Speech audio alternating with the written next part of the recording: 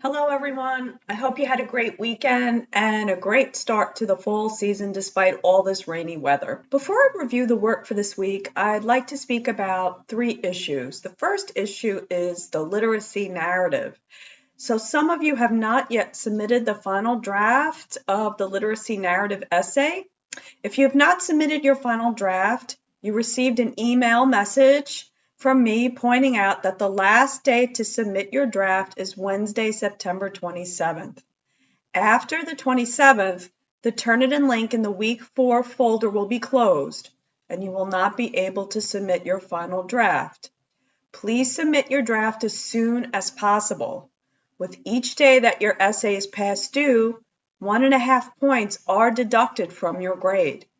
Also keep in mind that this essay contributes 100 points to your final grade, so not submitting your essay will have a negative impact on your final grade for the course. The second issue is grading the literacy narrative. I'm in the process of reading your wonderful literacy narrative essays. I hope to be finished grading all the essays by this Wednesday. But when I am finished, I will send you an email with instructions on how to view your essay with my in-text comments. Also, I will include these instructions with your rubric in the grade center. The third issue is the grace period. The assignment folders for weeks 1 through 3 are no longer available to you because the first grace period has ended.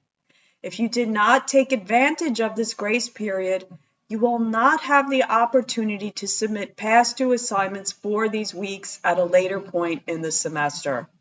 Please keep the due dates and grace periods in mind as you move forward in the course. For instance, the next grace period will be during week 8. During this time, you will be able to submit past due assignments for weeks 4 through 7 without a penalty. Now, let's look at the work for this week, which continues the conversation of technology's impact on society and the ways we can use the persuasive, argumentative essay genre to contribute to this conversation. So your first assignment will be to complete journal entry number 5, the persuasive argumentative essay. For this journal entry, complete the following steps. Step 1. Review the persuasive argumentative essay instructions and video if you have not already done so. Step 2.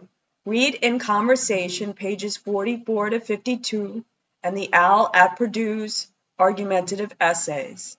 Step 3. View argumentative essays lesson 1 introduction, which is 1 minute and 53 seconds, and argumentative essays lesson 2 supporting claims, which is 2 minutes and 52 seconds. Step 4. Respond to these questions. What is the overall purpose of a persuasive argumentative essay? And what will be your role as the writer of a persuasive argumentative essay? Which question will you address in your persuasive argumentative essay? What position will you most likely take? What reasons might you provide to support your position? What evidence might you use?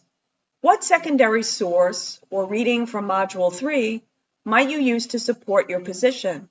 How can you check the validity of the source? Can you envision an opposing viewpoint to your position?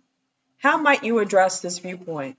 So this journal entry is worth 10 points and is due by the end of the day on September 27th. Next, you'll participate in discussion forum number 5, Appeal to Your Readers.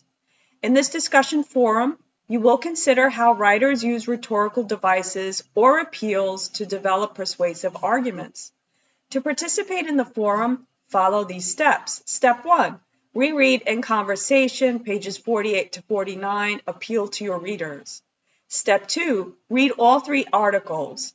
How Smartphones Hijack Our Minds by Nicholas Carr, the anonymous article from Spectator magazine, Addicted to Your Smartphone, and the anonymous article from The Economist titled Addicted, Really? Step 3, consider Nicholas Carr's use of appeals and how smartphones hijack our minds. In your main post, consider 3 of the following writing prompts.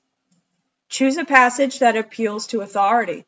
Quote this passage and explain to your peers how it asks readers to accept a reason because an expert or someone in a position of authority supports it. and that's from In Conversation, page 48. Or you could choose the writing prompt, choose a passage that appeals to logic.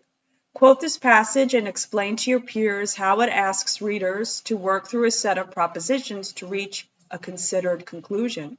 Or you may choose a passage that appeals to emotion.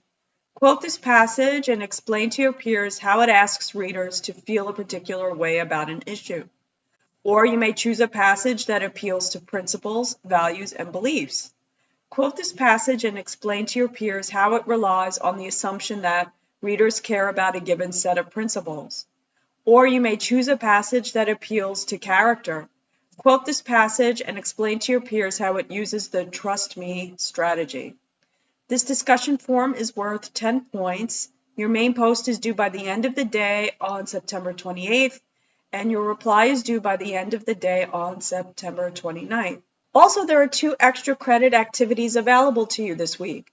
Both activities encourage you to think about sentence boundaries, which are common errors that I found in our literacy narrative essays, such as comma splices and sentence fragments. So you may complete 1 or 2 of the activities by the end of the day on September 29th. If you have any questions, don't hesitate to contact me or post your questions in the class questions forum. Also, you may stop by during the virtual office hours on Wednesday and Thursday from 2 to 3 p.m. The in-person office hour on Friday will be canceled this week. Well, that's it for now. Have a great week, everyone, and don't forget to stay dry. Bye.